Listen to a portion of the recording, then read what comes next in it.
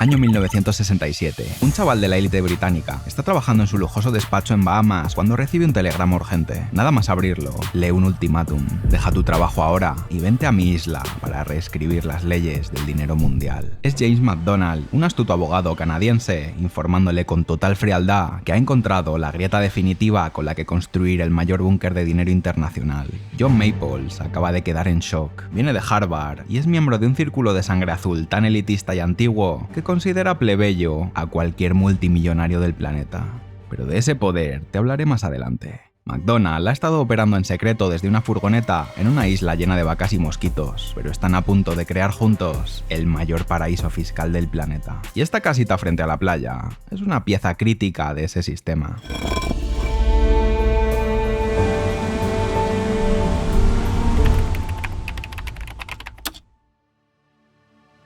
18.857 empresas de todo el mundo están registradas en esta dirección. Es tan descarado que el propio Obama dijo esto. O es el edificio más grande del mundo, o es el mayor fraude fiscal de la historia. Una hipocresía brutal, porque como vas a poder ver más adelante, Obama tiene su propio paraíso fiscal. Pero ¿cómo es posible que esto siga siendo 100% legal a día de hoy? Para desmontar esta maquinaria, necesito a alguien que estuvo al otro lado de la mesa. Emilio Baena, inspector de Hacienda durante más de 10 años. Su trabajo consistía exactamente en eso, seguir el rastro del dinero cuando alguien no quiere que lo encuentres. Ha visto cómo opera este tipo de empresas desde dentro y sabe exactamente qué busca un inspector cuando algo huele a ingeniería fiscal agresiva. Emilio va a decodificar los secretos de este sistema, pero antes te voy a contar cómo esta casita en medio del Caribe se convirtió en el mayor escondite de capital del planeta. A mediados de los 60, con las colonias británicas independizándose, los multimillonarios estaban en un aprieto. Necesitaban desesperadamente alejar su dinero de las nuevas leyes de Europa y Estados Unidos, que promovían el estado de bienestar y necesitaban una gran cantidad de impuestos para financiarlo. En este escenario de pánico aterriza James McDonald. Tras fracasar como político en Canadá, huye a una isla perdida del Caribe con apenas 8.000 habitantes. La isla está llena de mosquitos y vacas pastando a sus anchas alrededor de la única carretera asfaltada. Mientras todos ven un carral sin futuro, McDonald ve el activo más peligroso del planeta, una roca en medio del Caribe donde nadie ha escrito las leyes aún. Esta isla, literalmente, fue el escondite de piratas como Barba Negra, que usaban la isla para reparar sus barcos y esconder el botín. McDonald se da cuenta que el modelo de negocio no ha cambiado en 300 años, pero no está ahí para esconder piratas del siglo XIII, sino para esconder el dinero de los piratas de traje y corbata del siglo XXI. Como la isla no tiene ni una sola oficina, McDonald monta su despacho en una furgoneta Volkswagen aparcada frente a la playa. Es el único abogado de todo el territorio. Aprovechando que los lugareños no tienen ni idea de finanzas, empieza a colarse en las reuniones de la Asamblea Legislativa, regalando asesoría legal a políticos caimanianos. Para consolidar su control, ejecuta un movimiento quirúrgico, abandona la furgoneta y le alquila una habitación al Dr. Roy, el político más influyente de la isla. Al meter su cama y su máquina de escribir en la casa del líder del gobierno, McDonald está dentro de la casa donde se decide el futuro del país. La isla, además, está atravesando una crisis financiera de las gordas. Necesitan sacar pasta como sea y la necesitan ya. Con la isla al borde de la quiebra, McDonald diseña su obra maestra, la sociedad exenta. Una ley diseñada no solo para esquivar impuestos, sino para hackear el futuro. El gobernador de Caimán te entrega una garantía por escrito que blinda tu empresa. Durante los próximos 50 años, ningún gobierno de la isla podrá cobrarte un solo dólar en impuestos, pase lo que pase.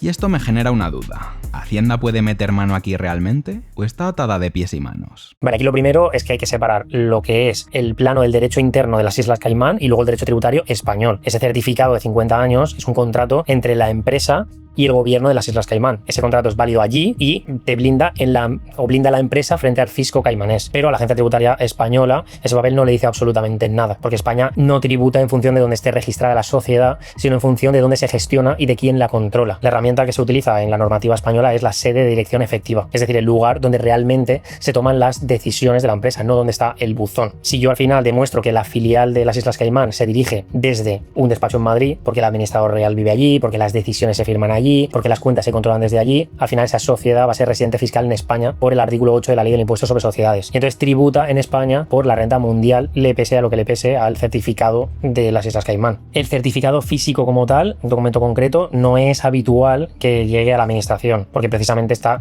diseñado para quedarse allí en el cajón de un bufete o en una caja fuerte. Lo que sí que ves es al final el efecto de todas esas estructuras o sociedades instrumentales, empresas pantalla que no tienen actividad real, en jurisdicciones de baja o nula tributación que al final aparecen como dueñas de activos. Al final el control real está pues en España, en la Unión Europea, en cualquier otro país. El trabajo de la agencia tributaria normalmente es reconstruir ese puzzle, facturas, transferencias, quién firma los correos, quién coge los vuelos. Al final el certificado es lo de menos y lo importante es la trazabilidad. Para rematar el golpe, McDonald's sube la apuesta eliminando cualquier rastro físico. Tu empresa multimillonaria ahora no necesita empleados, ni oficinas, ni pisar la isla. Solo necesitas una placa de bronce colgada en la pared. Y gracias a las acciones al portador, si tienes que vender tu multinacional, lo haces entregando un maletín en absoluto anonimato. Tu nombre no se inscribe en ningún sitio. El papel físico es la empresa. Quien tiene el papel en mano es el dueño legal. Imagínate poder vender una empresa de 500 millones como quien pasa un sobre por debajo de la mesa en un bar. Pero ¿cómo se investiga algo que por diseño no deja huella? Al final esta pregunta es clave porque la acción o las acciones al portador, es decir, un título donde el dueño es literalmente quien tiene el papel en la mano, sin que figure su nombre en ningún registro, ha sido siempre el instrumento perfecto, ¿no? Para mantener el anonimato. Cambiabas la propiedad de a lo mejor de una multinacional simplemente dando un sobre, sin notario, sin rastro, sin registro. Pero en España esto es algo que las acciones al portador en sociedades no cotizadas ya no es que sea una zona gris, es que directamente es ilegal. Al final, la ley de prevención de blanqueo de capitales, las sociedades anónimas no cotizadas están obligadas a identificar y registrar a los titulares reales mediante acciones nominativas. Además, hay un montón de restricciones a la hora de hacer negocios con sociedades que tienen acciones o bueno, con los que sean acciones al portador. Tiene otros riesgos, ¿no? Que al final pues hay bloqueos en herencias y fallece el titular y nadie puede acreditar oficialmente quién eran o de quiénes eran esas acciones. Evidentemente hay sanciones fiscales, hay pérdidas de deducciones, beneficios fiscales porque no se puede justificar. Lo que se intentó hacer es que se regularizara mediante un canje formal, es decir, había que modificar estatutos, crear el libro registro de acciones nominativas y actualizar todos esos datos en el registro mercantil y también ante la agencia tributaria. Que la agencia tributaria hace es perseguir el rastro económico que al final el papel no puede esconder. El título no deja huella, pero el dinero sí, las cuentas bancarias sí, quién cobra los dividendos sí. Hoy al final con intercambio automático de información financiera entre países, el CRS, que obliga a todos los bancos, bueno, la mayoría de bancos, a comunicar cuentas de no residentes, el anonimato también, al final se rompe en el momento en el que el dinero toca tu cuenta bancaria. Y la acción al portador pura, entrego el papel y desaparezco, está al final prácticamente extinguida en el mundo, por lo menos occidental. La presión internacional, la OCDE, al final ha obligado a casi todos los paraísos fiscales a cerrar esa puerta. No es que lo hayan cerrado siempre prohibiéndola, pero al final lo que han hecho también es inmovilizar. Es decir, que la acción al portador sigue existiendo sobre el papel, pero ya no puede estar en el bolsillo de una persona, no puede estar en una caja fuerte, puedes tenerla, pero tiene que quedar depositada y custodiada por un banco, por una entidad fiduciaria, por agentes residentes de la sociedad, etcétera. Al final el representante legal obligatorio. Lo que se pretende también con esto es que cada vez que cambia la titularidad queda registrado y en cualquier momento se puede saber quién es el titular real. En cuanto se aprobaron estas leyes, McDonald's se ve superado por la avalancha de trabajo. La entrada de capital es tan salvaje que necesita diseñar una arquitectura legal a prueba de bombas. Y aquí es donde la cosa se pone turbia.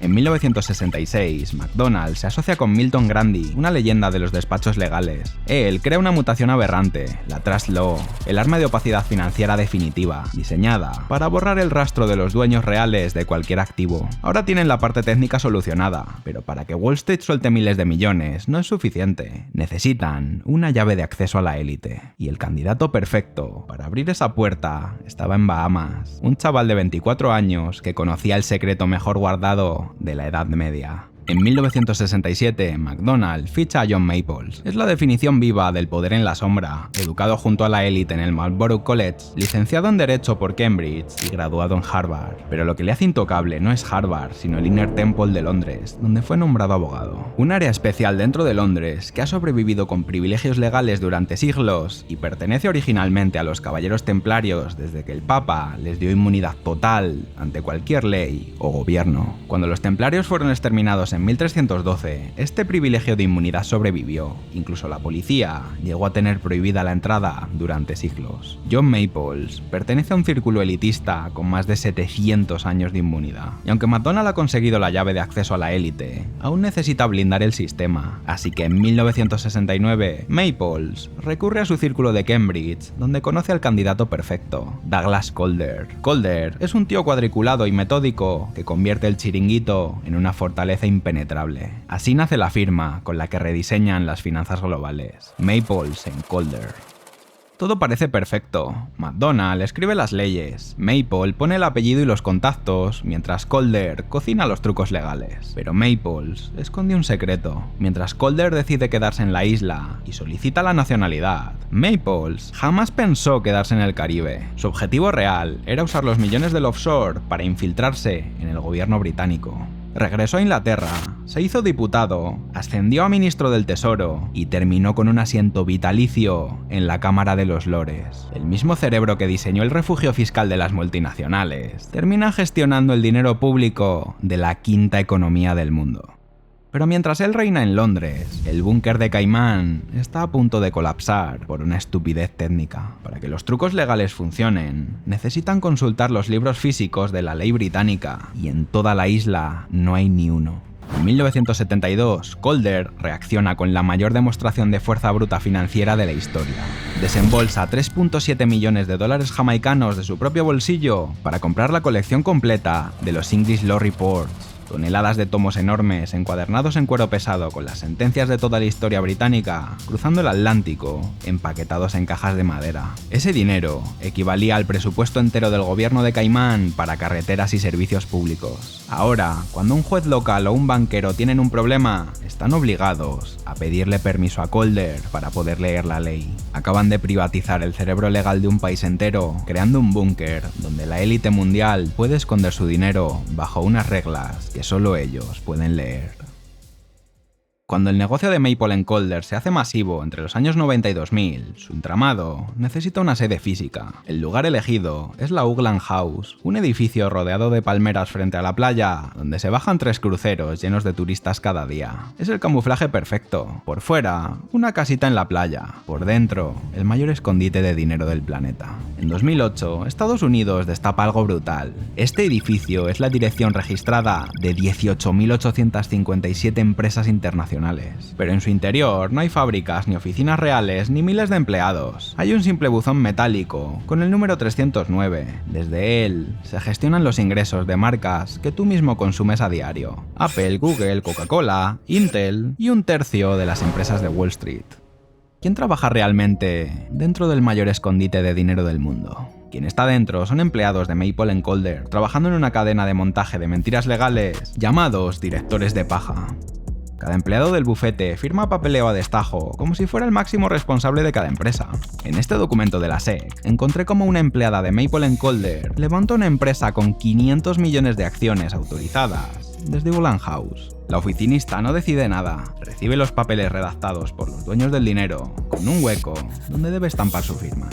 Básicamente, es como si una dependienta del Zara firmase como directora general de Inditex. Pero ¿por qué no salta ninguna alarma? Descubrir a un administrador, ¿no?, que firma los papeles pero que no decide nada, un simple testaferro, no es un obstáculo para los gobiernos, la agencia tributaria. Al final es una pista que se va siguiendo. El ordenamiento tributario tiene una herramienta que es la simulación, que está regulada en el artículo 16 de la Ley General Tributaria. ¿Qué significa? Pues que cuando yo demuestro que la realidad jurídica aparente, el administrador es el señor X de Caimán, no coincide con la realidad económica, al final quien manda es una persona que está pues en Madrid, por ejemplo. Hacienda al final puede prescindir de la forma, es decir, de la sustancia que se le haya querido dar, y grabar lo que es el fondo. Me da igual el testaferro y voy directo a quien controla. ¿Cómo se demuestra quién es ese testaferro? Pues al final son indicios que se van acumulando. La misma persona puede figurar normalmente como administrador de 300 sociedades, nunca ha pisado el país desde donde supuestamente se dirige la empresa, a veces no tiene cualificación para el negocio, las órdenes salen siempre de un mismo correo, de una misma IP. Al final, cuando juntas 10, 20 indicios, el testaferro cae solo y entonces queda solamente el dueño real, que al final se ha ido localizando en base a otro tipo de pruebas. Con estas estructuras se va montando, ¿no? Es como una cebolla y va capa a capa. Tú al final te puedes encontrar perfectamente con una sociedad española que pertenece a una holandesa, que pertenece a un trust, que al final un trust es una figura que no existe en España, es una figura anglosajona. La persona cede sus bienes a un administrador para que los gestione en beneficio de terceros, de otros que serían los beneficiarios. Y ese trust a lo mejor está controlado por una fundación también de otra jurisdicción. Cuando estás en la agencia tributaria ves pues sociedades que tranquilamente tienen 4, 5, 6, 7, 10 capas. Y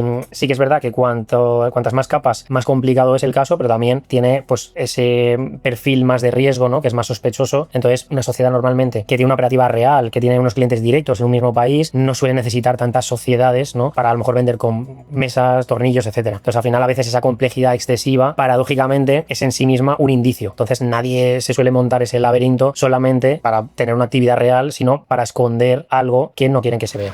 Maple & Calder no es una simple gestoría que te cobra por rellenar papeleo. Han creado el modelo de suscripción más rentable y oscuro del planeta. Abrir la empresa es solo el peaje de entrada. La mina de oro son los ingresos recurrentes. Ellos mismos escribieron la ley que obliga a las empresas a tener una sede física y cada una de esas 18.000 multinacionales paga una fortuna cada año simplemente por usar el buzón. ¿Quieres mantener tu nombre en absoluto secreto? Perfecto. Te cobramos otra cuota anual astronómica por alquilarte a nuestros oficinistas como directores de paja. Es como una suscripción a Netflix, pero de invisibilidad legal. Incluso Messi tenía una empresa fantasma en Panamá llamada Megastar Enterprises. Cuando le pillaron, dijo que era una empresa vieja e inactiva que le habían montado antiguos asesores. 2 años después, se filtraron correos internos del bufete de abogados que demostraban que la empresa estaba activa y funcionando. Pero eso era solo la punta del iceberg, porque al mismo tiempo, Messi tenía otra red de empresas pantalla en Belice y en Uruguay para esconder lo que cobraba por sus derechos de imagen. No usaba un paraíso fiscal, usaba 3 a la vez. Y cuando le sentaron delante de un juez en España, su defensa fue la frase favorita de la élite: yo me dedico a jugar al fútbol, firmaba lo que mi padre y mis abogados me ponían delante. Le cayeron 21 meses de cárcel, pero nunca pisó una celda, porque en este nivel tú no te manchas las manos, pagas la suscripción y el bufete construye el laberinto por ti. ¿Y recuerdas que te he contado que en Caimán ningún gobierno podrá cobrarte un solo dólar de impuestos, pase lo que pase, durante 50 años? Lo que no te he dicho es el truco perverso que hay detrás de eso. Ese certificado de inmunidad de 50 años solo es válido si la empresa está legalmente viva. La letra pequeña dice que para que tu empresa exista legalmente, es obligatorio que mantengas una oficina registrada en la isla. Así que si dejas de pagar tu cuota anual a Maple & Calder, ellos renuncian como tu oficina registrada y te quitan el buzón. Sin ese buzón, el escudo desaparece y la hacienda de tu país te cae encima. No hay una información automática de ese tipo de, digamos, de bufetes, ¿no? Pero una cuota anual, cuando ya ha sido revisada a un bufete tipo Maple & Calder, por ejemplo, ¿no? Que al final es por mantener un buzón, el director, etcétera, pues al final es un pago, es una transferencia, es un rastro que se deja. Entonces, para la agencia tributaria, esa salida recurrente de dinero significa por qué está pagando todos los años una cantidad a una empresa, a un despacho de abogados en las Islas Caimán. ¿Qué servicio está recibiendo a cambio esa empresa? Y al final, cuando se rasca desde la agencia tributaria, queda más o menos evidente, ¿no? Que normalmente es para mantener una estructura que no tiene una actividad real, y ahí es donde empiezan a tirar del hilo. La estructura está pensada para no dejar rastro, pero normalmente tiene que pagarse. La clave por la que hoy es legal que 18.000 empresas estén registradas en esta casita en la playa está en que los mismos tíos que te cobran por el buzón son los que escribieron la ley que te obliga a tener uno. Pero toda esta maquinaria estalló en pedazos cuando salió a la luz el mayor escándalo financiero del siglo: la quiebra de la eléctrica estadounidense Enron. Enron no buscaba ocultar ganancias, buscaba ocultar algo mucho más turbio: la quiebra inminente de su imperio. Maple & Calder les había montado 441 estructuras fantasma, y cuando Enron colapsa evaporando 74.000 millones de dólares de jubilados y familias, el gobierno de Estados Unidos estalla en cólera. Los inspectores del Senado de Estados Unidos cruzan el océano con un objetivo: desarmar el entramado offshore que ha permitido el fraude. Los inspectores acorralan a los dueños de Maple & Calder en su despacho. Les exigen responsabilidades por el fraude más devastador del siglo, pero los herederos de los templarios le miran a los ojos al gobierno americano sin inmutarse.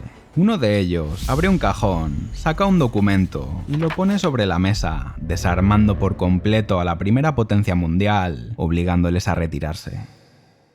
Ese papel era el certificado de fideicomiso huérfano, el equivalente legal a decir: yo solo le vendí el cuchillo, señor juez, lo que él hiciera después con el cuchillo no es asunto mío. Maple & Calder se lava las manos, el búnker en Caimán queda intacto y listo para el siguiente cliente, mientras los directivos de Enron terminan en prisión.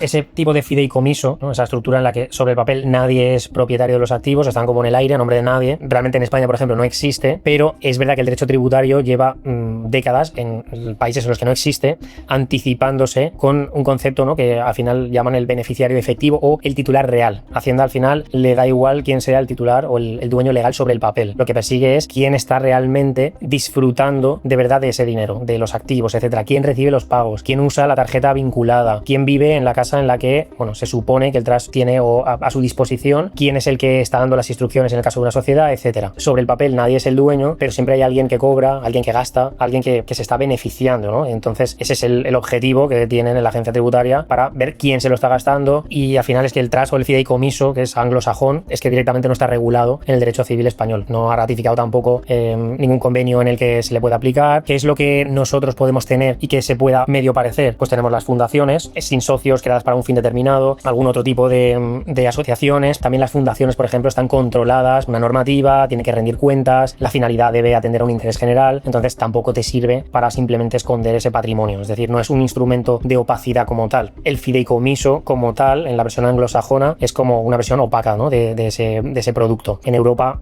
prácticamente eso no encaja. En la Unión Europea hay un montón ya de directivas antiblanqueo que al final obligan a llevar los llamados registros de titularidades reales. Pues hoy en día en la Unión Europea toda sociedad, todo trust que opere aquí tiene que declarar quién es el titular real en un registro. A nombre de nadie no podría operar en la Unión Europea. En 2009, con el búnker intacto y una crisis mundial que lleva un año asfixiando a los gobiernos, Estados Unidos sube la apuesta. Obama ataca directamente a Oakland House en televisión, convirtiéndolo en el enemigo público número 1 para asfixiarles y recuperar miles de millones en impuestos. Parece el fin del búnker en Caimán. Pero Anthony Travers, el jefazo de la firma en esa época, ejecuta un contragolpe mediático brutal. Le envía una carta pública a la Casa Blanca titulada Dear President Obama. Luego, se planta ante la prensa y destruye por completo a Obama diciendo esto. En el número 1209 de la calle North Orange Street, en Delaware, hay un modesto edificio que no contiene 18.000 empresas como Oakland House, contiene 217.000 empresas pantalla americanas. Y en Caimán, al menos verificamos la identidad de cada beneficiario. En Delaware, permitís anonimato absoluto con un nivel de opacidad con el que es imposible competir. Travers no solo humilla a la primera potencia mundial, además crea un arma legal con el que aplastar a Delaware. Le hacen ingeniería inversa a las leyes de Delaware y añaden además su clásica inmunidad fiscal de 50 años. Aquí parece sorprendente y mucha gente no lo dice o no lo piensa, ¿no? Pero al final el problema de comunicación a veces más real es directamente con Estados Unidos. Todo el mundo piensa que al final esas islas tropicales son las que menos información te van a dar, pero las Islas Caimán al final son pequeñas, han estado siempre en el foco, han estado muy presionados internacionalmente, ha habido muchísimos paraísos fiscales que han dejado de serlos porque al final no se aceptaban los pagos, no se aceptaban operaciones, no podías deducirte gastos directamente si tenías operaciones vinculadas con entidades que estuvieran radicadas en paraísos fiscales. Sin embargo, Estados Unidos, por ejemplo, no ha entrado plenamente en el sistema de intercambio, en el CRS, ¿no? Al final ellos tienen su propio sistema, que es el FATCA, pero que es asimétrico, es decir, hay países que están obligados a darle información, pero le dan información al resto. Y esto pasa, bueno, por ejemplo, tenemos estados como Delaware, Nevada, Wyoming, que además permiten crear sociedades con un nivel de anonimato muchísimo más alto que en el resto de estados. O sea, al final tú en España, por ejemplo, tienes el registro mercantil de que te das de alta, bueno, pues en determinados estados esos registros no son públicos. Por ejemplo, en Madrid hay muchísimos más beneficios fiscales que en el resto de comunidades autónomas, como podría ser, por ejemplo, Cataluña. Aunque es verdad que el Estado está intentando evitar ese dumping fiscal, ¿no? El intentar atraer recursos o capital mediante bajar impuestos en las comunidades autónomas con las competencias que tienen asignadas. ¿Puede llegar al nivel, por ejemplo, de Delaware? Yo creo que no. O sea, al final tenemos el grueso de la recaudación en España es IVA a sociedades y sobre todo IRPF, que está centralizado, aunque una pequeña parte de los beneficios sí puede ajustarse con competencias asignadas a las comunidades autónomas, pero no hay tanto margen por parte de las comunidades como para montar un Delaware o unas Islas Caimán españolas. Luego tenemos también la parte política, ¿no? Que una comunidad baja en impuestos, al final lo que va a conseguir es una presión por el resto para poder armonizar si al final ese impacto fiscal genera discrepancias o genera desequilibrios. En 2016, el gobierno de Caimán tiene sobre la mesa la nueva ley para aprobarla sin hacer preguntas. La ventaja tan brutal que consigue Caimán hace que Maple & Calder empiece a registrar casi 2 empresas opacas nuevas cada día, barriendo toda su competencia. El truco está en pagarle millones a tu clon caribeño, diciendo que estás pagando un alquiler por usar tu propio logotipo. En tu país, declaras pérdidas o cero beneficio para no pagar impuestos, mientras tu fortuna aterriza limpia en el Caribe. Esa montaña de dinero que Maple & Calder recibe se inyecta en Wall Street comprando las mismas acciones y ETF que tú compras. Y así es como la compra de acciones y ETF se convierte en tu pase VIP. Juegas con las mismas reglas de la élite, mientras la presión fiscal y la inflación devoran al que se queda fuera. Injusto o no, es el mundo en el que vivimos, y si quieres tu pase VIP, haz como los más de 500 alumnos de mi curso de bolsa y ETF. Únete con el link de la descripción. Hoy Uglan House sigue abierta y continúan firmando miles de documentos a destajo de forma 100% legal, sencillamente porque ellos mismos han escrito la ley. El sistema más poderoso del mundo no está protegido por soldados, está protegido por abogados. Pero hay un problema. Cuando diseñas un escudo de opacidad perfecto y encima no haces preguntas sobre el origen del dinero, no solo atraes a corporaciones de Wall Street, también le abres la puerta de par en par a criminales como Radovan Krejcik, el hombre que asumió el rol de director financiero de la mafia checa y creó la mayor red de lavado y extorsión de Europa utilizando estas mismas empresas pantalla. La historia de cómo un simple químico logró saquear los activos de un país entero, extorsionar a sus políticos y escapar de una cárcel de máxima seguridad en Sudáfrica con explosivos, te la cuento en este otro vídeo. Si aún no lo has visto, aquí te lo dejo, corre a verlo.